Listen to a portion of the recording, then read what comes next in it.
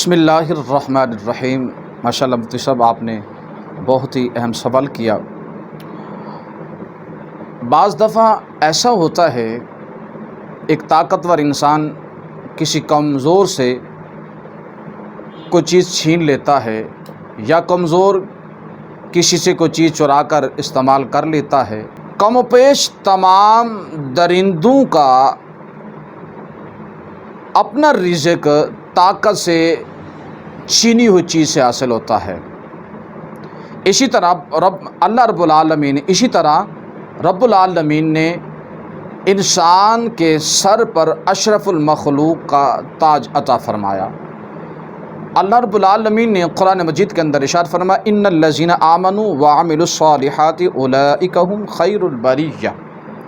رب العالمین نے ارشاد فرمایا بے شک وہ لوگ جو ایمان لے آئے اور نیک عمل کیے وہ اچھی مخلوق یعنی اشرف المخلوقات ہیں۔ اور دوسرے مقام پر اللہ مجدہ الکریم نے ارشاد فرمایا فی احسن تقویم کہ اللہ نے انسان کو ایک اچھی صورت عطا فرمائی۔ مفتی صاحب اب پتہ کیا چلتا ہے کہ جانور اور کفار مشرکین سے ہٹ کر بندہ مومن حصول رزق میں فہم و ادراک سے صحیح اور جائز طریقے سے کام لے تاکہ انسان اور جانور میں فرق ہو سکے کہ اللہ نے انسان کو اشرف المخلوقات بنایا، اللہ نے انسان کے سر پر اشرف المخلوق کا تاج سجایا۔